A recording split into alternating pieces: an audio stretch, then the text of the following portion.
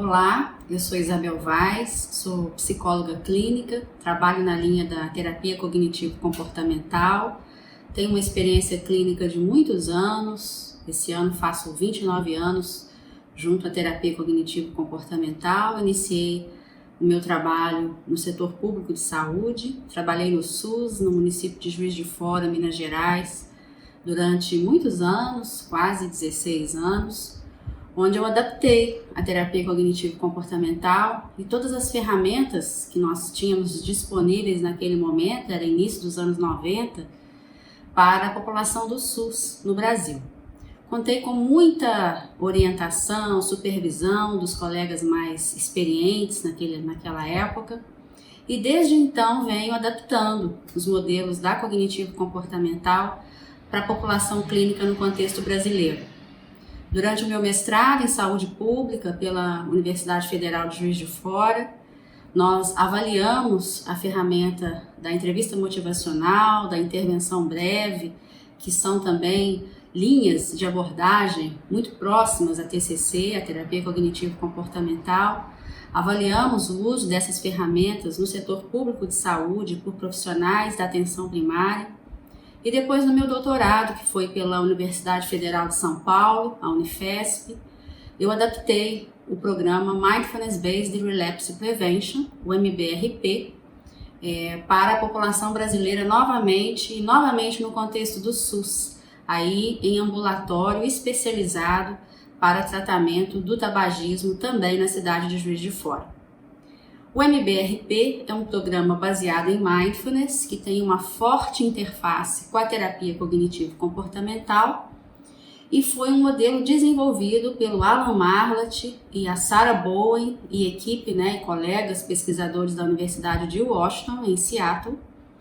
E foi um modelo que foi adaptado de outros modelos que foram pioneiros na área da saúde, baseados em meditação, como o MBSR, Mindfulness Based Stress Reduction, que é muito conhecido, que foi desenvolvido pelo pesquisador da Universidade de Massachusetts, o Jon Kabat-Zinn, e a partir dos amplos benefícios desse protocolo, MBSR, aplicados a pessoas com problemas de estresse e dores crônicas, o trabalho do Kabat-Zinn, um trabalho científico baseado em pesquisas clínicas, começou a se expandir, a se espalhar para o resto do mundo e outros pesquisadores começaram a adaptar o protocolo de 8 semanas, que é um protocolo clínico de 8 semanas, para outras demandas clínicas, como depressão, comportamentos compulsivos, como é o caso do MBRP, que foi um programa adaptado pelo Marlatt e Sarah Bowen e colaboradores para a população inicialmente adicta, como falamos, os compulsivos por drogas. Depois esse programa, assim como outros programas baseados em Mindfulness, eles começaram a se mostrar, cientificamente falando, como transdiagnósticos. O que vem a ser isso? É uma ferramenta clínica, laica, baseada em meditação, que auxilia as pessoas, no caso do MBRP, por exemplo, inicialmente, a deixarem as compulsões, a se tratarem e conseguirem se manter bem sem os comportamentos compulsivos. No entanto, as pesquisas começaram a mostrar, não só com o MBRP, mas com outros programas baseados em Mindfulness na área da saúde, que você mirava um alvo e atingia não só aquele alvo, mas vários outros alvos na área da saúde. Então, as pesquisas começaram a mostrar que os pacientes se beneficiam muito da ferramenta, não somente para aquilo que se propõe, como por exemplo o tratamento de uma adição ou de uma depressão, mas para o seu comportamento de uma maneira geral e outros sintomas, outras comorbidades.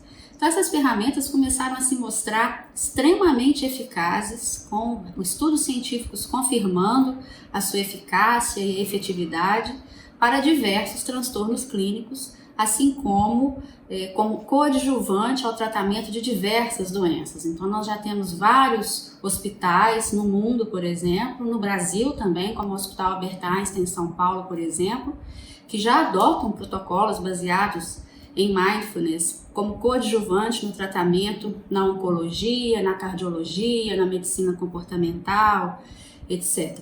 Em razão dos amplos benefícios que esse trabalho vem provocando como coadjuvante nos diversos tratamentos, principalmente confirmando a manutenção dos ganhos dos tratamentos originais, dos tratamentos convencionais.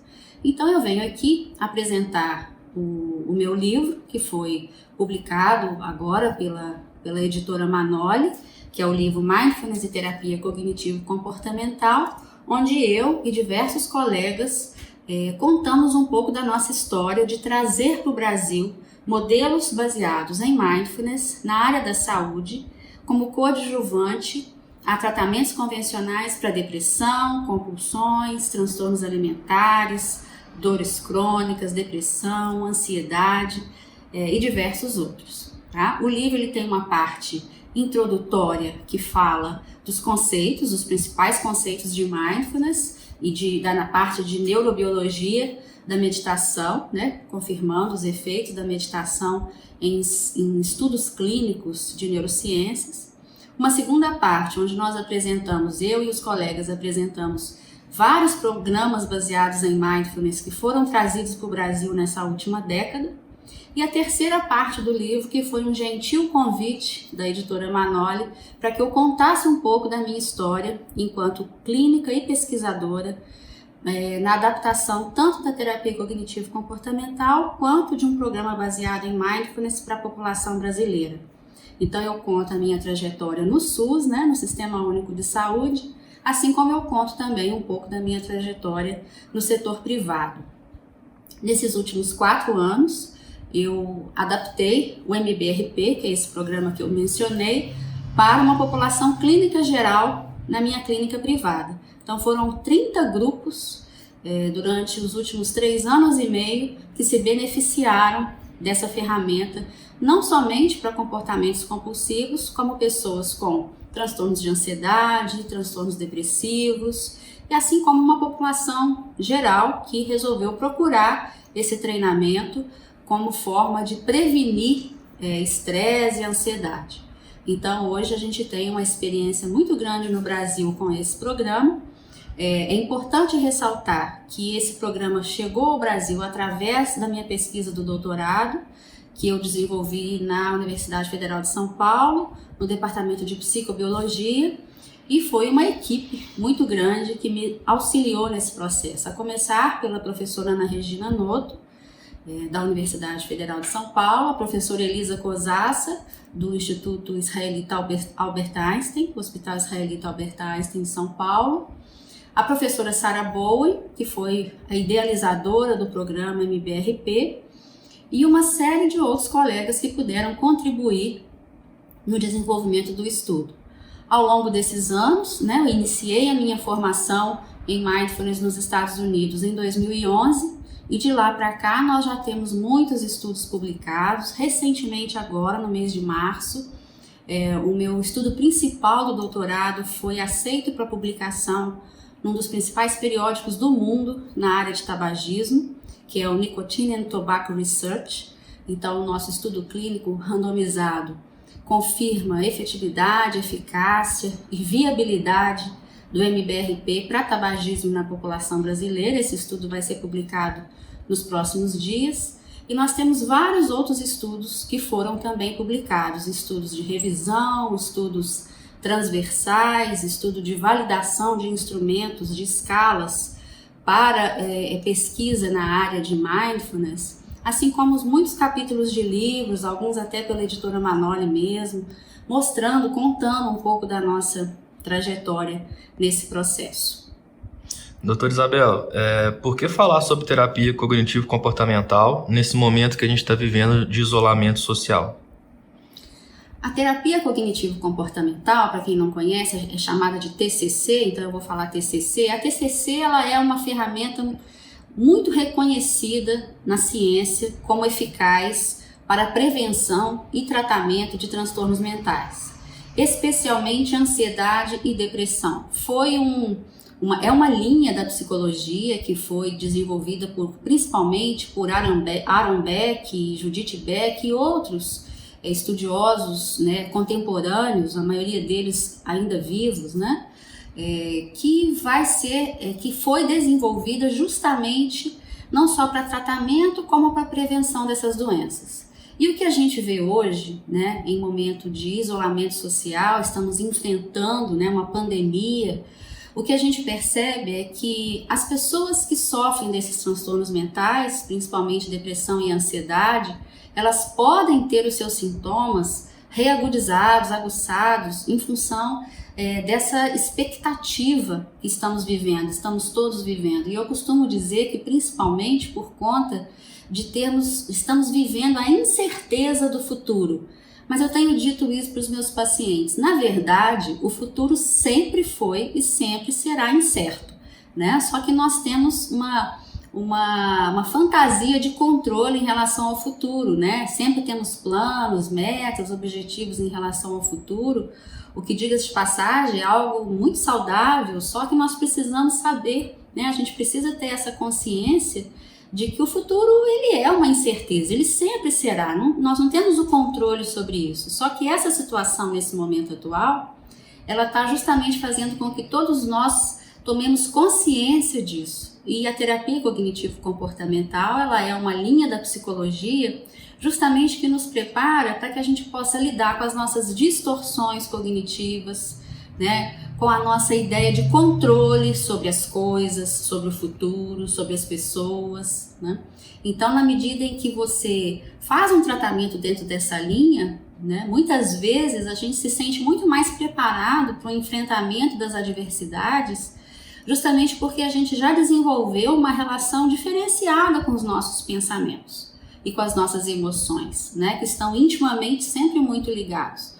Então, os nossos sentimentos, por exemplo, a ansiedade, o medo exacerbado, a própria depressão, que é uma doença, né, eles estão muito associados à forma como a pessoa pensa. Então, é bastante comum que quem sofre de ansiedade tenha uma mente sempre muito funcionando em relação ao futuro. Quem sofre de depressão, muitas vezes tem uma mente muito voltada para situações do passado. A gente costuma dizer que a pessoa fica refém das memórias, não é? Então, a terapia cognitivo-comportamental é uma linha da psicologia, uma linha de psicoterapia voltada justamente para instrumentalizar a pessoa com isso. Primeiramente, ela tomando consciência de que aquilo é só um pensamento. Para, num segundo momento, ela saber como fazer para lidar com esse pensamento de forma que ela não se sinta refém dele. E mindfulness, né, as práticas baseadas em meditação, elas vieram fazer parte do protocolo da TCC nessas duas últimas décadas, esses últimos 20 anos, de uma maneira muito complementar e muito positiva, né? Porque enquanto na TCC nós já trabalhávamos a exaustão com o nosso paciente, a forma como ele pensa e o impacto que o pensamento tem na forma como ele se sente, e aí consequentemente isso vai influenciar o comportamento dele, o que eu percebo nesses últimos 10 anos que eu venho trabalhando com Mindfulness dentro do protocolo da TCC, é que além de toda essa ajuda que a TCC sempre nos deu, junto aos nossos pacientes e junto a nós mesmos, Mindfulness veio para coroar esse processo, ou seja, hoje o paciente leva para casa uma ferramenta com a qual ele consegue lidar diariamente em relação às suas adversidades, numa relação que a gente fala panorâmica com os pensamentos, em perspectiva, né? Ele consegue experimentar através da prática meditativa essa relação em perspectiva com os pensamentos, o que o torna livre desses pensamentos, né? O que faz com que ele perceba que o pensamento é um evento mental, igual uma cãibra no pé, uma dor de barriga, né? Uma sensação de frio ou de calor, de temperatura, né? E por aí vai. O pensamento ele também é eventual, né? Pesquisadores recentemente mostraram que nós pensamos por dia mais de 30 mil coisas, entre palavras, frases, lembranças, né, imagens. A gente pensa muito em imagens e essas imagens impactam muito as nossas emoções, né? Então agora é hora da gente experimentar e colocar em prática. Eu tenho percebido não só em relação a mim mesma, que sou instrutora de Mindfulness, né, sou meditadora, como em relação aos meus pacientes que praticam a meditação, que desenvolveram essa habilidade, que hoje estão se sentindo muito mais preparados para lidar com essas adversidades atuais, né? Com essa incerteza do futuro, com o próprio isolamento social, com o medo de contrair a doença, né? Que são sentimentos naturais desse período. Mas, no entanto, eu não preciso me tornar refém disso, né? Eu percebo esse sentimento, eu percebo esse medo que às vezes me visita, eu percebo um pensamento catastrófico, por exemplo, em relação ao futuro, mas eu identifico que isso é eventual, é um pensamento, é uma emoção, não necessariamente é uma realidade que está se apresentando, não é? Então, com isso eu consigo deixar com que isso vá, a gente fala let it go, né? Deixa aí, para que eu consiga restabelecer a minha confiança no momento presente. A gente costuma dizer que em relação ao passado e ao futuro, o passado e o futuro não resistem à presença, né? A presença, estar presente, é o maior antídoto que eu posso ter, né, em relação a esses eventos, né, tanto emocionais quanto mentais. E consigo regular minha atenção, que é fundamental. É através da minha atenção no momento presente que eu consigo escolher qual é a melhor resposta diante de uma adversidade. Não é? Senão, o que acontece? Se eu me deixo levar pelos pensamentos, se eu me deixo levar para uma emoção, por exemplo, catastrófica, ou um pensamento catastrófico, a tendência da minha mente é agir no automático, né? É agir nos meus padrões defensivos de esquiva, por exemplo, automáticos. Esse não é o momento para isso, né? Esse é ao contrário, esse a gente está diante de um momento extremamente desafiador. Em Mindfulness, a gente troca a palavra difícil por desafio, né? E isso faz toda a diferença, não é simplesmente uma nomenclatura, né? Então agora eu estou vivendo um momento difícil. Quando eu penso isso, eu já me fecho, eu já me sinto vulnerável, né? Quando eu penso, eu estou diante de um momento desafiador, isso levanta a minha motivação, faz com que eu queira lutar, com que eu queira contribuir com esse momento, com que eu queira pensar, né? Um pensamento curioso, que é o próprio pensamento científico, né? O pensamento científico, ele é um pensamento curioso, ele é um pensamento aberto para exploração, né? Agora a gente tem aí no mundo inteiro diversos cientistas explorando o vírus, a doença, o comportamento do vírus, justamente para chegarem a uma vacina, chegarem a um medicamento, né? E é graças a esse pensamento curioso de abertura que a gente chega a novas respostas. Então a TCC, juntamente com Mindfulness, tornou-se, né, nesse século XXI, uma das principais ferramentas no enfrentamento não somente dos transtornos mentais, como também das adversidades, né? Hoje a gente não tem somente pessoas que sofrem de transtornos mentais sofrendo com a situação atual. A gente tem também pessoas que não têm um diagnóstico, mas não estão sabendo lidar com esse momento atual. Então, todo esse arcabouço da TCC com Mindfulness pode auxiliar não somente as pessoas que já sofriam, né, com um transtorno mental, como também aquelas que hoje estão sendo desafiadas para além do que já podiam lidar no seu dia a dia. Então, o livro, ele traz essa experiência, né, através de casos clínicos e vinhetas de pacientes meus, tanto no SUS quanto na iniciativa privada, que passaram pela TCC e por Mindfulness. Alguns fizeram o tratamento todo comigo, né, passaram pela terapia cognitiva comigo e passaram também pelo treinamento de Mindfulness. E outros são pacientes vindos de colegas e que fizeram comigo somente o treinamento. Então, eles se disponibilizaram a dar depoimentos. Então, o livro tem casos clínicos, obviamente, os pacientes não são identificados, né, mas eles autorizaram. E no livro a gente tem, então, essa parte prática, onde a gente consegue ver, através da fala dos próprios pacientes, como eles se beneficiaram.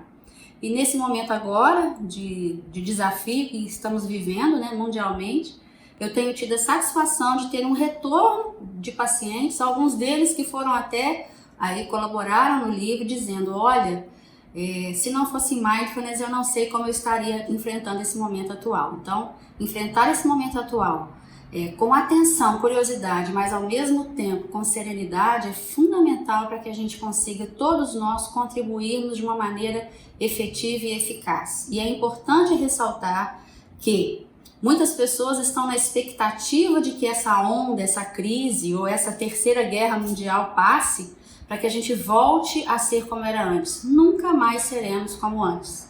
Assim como nunca mais nos comportaremos como antes. Isso porque o aprendizado de que estamos todos submetidos nesse momento é muito grande, né? Nós podemos extrair dessa situação uma sabedoria muito grande, a começar por esse sentimento de unidade, né, de humanidade que toda essa situação desperta, né? Hoje todos nós alimentamos a ideia de que estamos todos juntos no mesmo barco.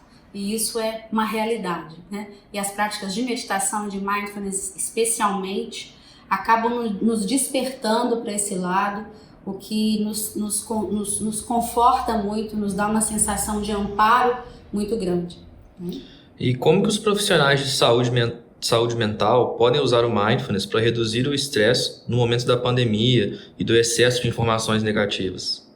Então, é isso que eu falei, né? Os profissionais de saúde mental têm uma grande contribuição para darem nesse momento, né? Mindfulness é uma prática que merece que o profissional esteja devidamente treinado e certificado, como a gente fala, né? No livro eu explico isso passo a passo, como é a formação desse profissional, quais são os critérios, né, que esse profissional deve preencher para que ele seja um instrutor de mindfulness, quais são as contraindicações. É importante saber que não é uma panaceia, então no livro a gente discute isso também. Existe, a ciência já nos aponta quais são as contraindicações, por exemplo, pacientes muito sintomáticos, em crise de depressão, pacientes psicóticos, né? Pessoas que estão vivendo um momento de muita ansiedade, no auge, por exemplo, de uma crise de pânico. Essas pessoas não vão se beneficiar de um protocolo, não é? Esse protocolo ele não é um SOS, ele é um protocolo desenvolvido ao longo do tempo para preparar a pessoa para um momento desafiador, seja um momento externo, vamos chamar assim, como estamos vivendo agora a pandemia, como um desafio intenso interno, que são, por exemplo, as crises, né, dos sintomas das doenças. Então, nós colocamos os pacientes diante do treinamento de mindfulness quando eles estão assintomáticos, tá? E o que a ciência vem mostrando, os estudos vêm mostrando, inclusive os meus próprios estudos, né? As minhas próprias pesquisas confirmaram, né, corroboraram a literatura internacional, de que as pessoas se beneficiam muito mais do protocolo de mindfulness quando elas não estão sintomáticas. Então, ele é um protocolo para prevenção de uma recaída num transtorno. Mas, completando aí a resposta à sua pergunta, mesmo as pessoas que não passaram pelo treinamento, né, nesse momento podem se beneficiar de alguma prática? Podem se beneficiar de alguma prática, uma prática mais simples, né? Que os profissionais de saúde treinados consigam ajudar as pessoas, por exemplo, a se concentrarem, por exemplo, num fluxo de respiração, de inspiração, de expiração, voltarem a sua atenção para a respiração, perceberem o corpo no momento presente, né? Todas essas práticas, aparentemente muito simples, elas podem tirar a pessoa de um círculo, né? de um ciclo, na verdade, de uma espiral, de um pânico, de uma depressão. Muitas vezes. É importante saber que o profissional precisa ser um instrutor para que ele consiga instruir, tá? Mas no dia a dia, eu, por exemplo, no dia a dia, com a terapia cognitivo-comportamental, uma vez que sou uma instrutora de mindfulness, essa ideia, esse construto do mindfulness acaba invadindo, vamos dizer assim, o nosso dia a dia de trabalho, mesmo que essa pessoa não tenha sido treinada para a meditação ainda. Mindfulness não é meditação. Mindfulness é um conceito budista, né, baseado essencialmente na atenção plena, na atenção voltada para o momento presente, num pensamento sem julgamentos, né, em que você consiga estabelecer com a sua mente, com seus pensamentos, uma relação, como eu falei, né, em perspectiva, panorâmica, sem que você se envolva com os pensamentos como se eles fossem uma realidade. E quais são os diferenciais da sua obra? O que há de único nela? Essa obra, ela é uma das primeiras obras no Brasil que fala sobre os pesquisadores brasileiros que são clínicos, que receberam certificação internacional para atuarem no Brasil. São os pioneiros mesmo, né, no Brasil, que trouxeram essa ferramenta. E a gente está contando como que o brasileiro, né, o psicólogo brasileiro, o pesquisador clínico brasileiro vem trabalhando com essa ferramenta nesses últimos 10 anos. Isso é um diferencial. A gente já tem muita literatura em português no Brasil, falando sobre os programas baseados em mindfulness, mas essa obra é uma obra, ele é um livro, não somente um livro técnico, né, mas ele é um livro técnico que foi construído com uma linguagem muito simples, então isso abrange uma população muito grande, né, que possa ter acesso, como ele também fala da prática. Então a gente tem, a cada capítulo a gente tem vinhetas ou casos clínicos propriamente dito, dos próprios pacientes falando desses benefícios, pacientes brasileiros, ou seja, né? Tudo adaptado para a nossa realidade, para o nosso contexto. E quais são as perspectivas da TCC e do Mindfulness no mundo e no Brasil? As perspectivas são muito grandes, muito boas, né? Em função de que é um protocolo de tratamento baseado em evidências. Cada vez mais, né, nós devemos estar conscientes disso, que aquilo que a gente entrega para o nosso paciente precisa ser, tanto na psicologia quanto na medicina, né, precisa ser baseado em evidências, precisa ser baseado em estudos científicos. Então, hoje a gente tem um grupo de cientistas brasileiros que estão produzindo muita coisa boa, né, em grandes universidades brasileiras, em parceria com universidades internacionais, né, fora do Brasil, como foi o caso do meu doutorado, né, a gente teve uma parceria com os pesquisadores da Universidade de Washington, em Seattle. Então isso acaba reforçando muito a viabilidade e a eficácia desses programas, né? Então eles não são mais meramente importados dos Estados Unidos ou da Inglaterra ou do Canadá. Eles são importados, mas foram adaptados para o nosso contexto. Então isso no Brasil está ganhando uma força muito grande e no mundo isso já vem, já nas últimas 3 décadas, na verdade, isso já vem ganhando muito espaço a ponto de que no Reino Unido, por exemplo, Mindfulness já faz parte do protocolo de tratamento de ansiedade e depressão há muitos anos, né? Então essa é uma fortíssima tendência mundial. E por que a sua obra ela é necessária nesse momento que a gente está vivendo? Olha, esse livro ele foi publicado agora, coincidentemente agora no mês de março, né? E diante disso que estamos vivendo agora e diante do que vamos viver nos próximos meses e talvez nos próximos anos, ou seja, uma ampla necessidade de adaptação, como eu já disse, né? E como os cientistas vêm dizendo, nada vai voltar a ser como antes, né? Então nós vamos realmente precisar mobilizar muito os nossos recursos de adaptação a uma nova realidade, vamos precisar muito de abrir, né, ampliar a nossa atenção para que a gente possa explorar novas respostas diante dos novos desafios, né? E precisamos observar, né, o que eu tenho dito muito para os meus pacientes nesses últimos dias, né? É importante que todos saibam que na psicologia nós temos a prática regulamentada pelo Conselho Federal de Psicologia para atendimento online. Então isso foi uma coisa muito boa dos últimos anos, porque agora, por exemplo, nós estamos conseguindo prestar assistência não somente aos nossos pacientes, mas às pessoas que estão sofrendo e precisando de ajuda. E a psicoterapia online, ela é também hoje uma prática baseada em evidências, né? Então a gente já tem estudos internacionais, estudos brasileiros confirmando, né, a efetividade, a eficácia da prática online. Então isso, através desses atendimentos, a gente vem falando isso muito para os nossos pacientes. Olha, nós não vamos conseguir voltar ao que éramos antes, mas isso não é uma má notícia, né? É uma notícia que às vezes faz com que a pessoa saia da zona de conforto dela, né? Mas a gente sabe que a nossa mente tende a buscar algo que ela já domine, né? Que é o que a gente tem falado hoje, o status quo, né? Voltar para um modelo, para um estilo de vida que eu já domino. Mas não, agora é hora da gente arregaçar as mangas, com calma e serenidade, buscarmos novos recursos, né? E é por isso que os cientistas hoje pedem para que as pessoas fiquem em casa, que só saiam aquelas pessoas que realmente trabalham em serviços essenciais nesse momento, para que a ciência ganhe o tempo necessário para explorar novas respostas diante dessa pandemia. Então essa, do nosso ponto de vista, né, enquanto cientistas, essa é a principal causa, uma das principais causas do isolamento social. O nosso sistema de saúde no mundo não dá conta de acolher todos os doentes graves que possam vir a apresentar, né, o estado grave da doença, assim como a ciência, tanto em termos de vacina quanto de medicamento, ela precisa de tempo para apresentar à população os melhores recursos.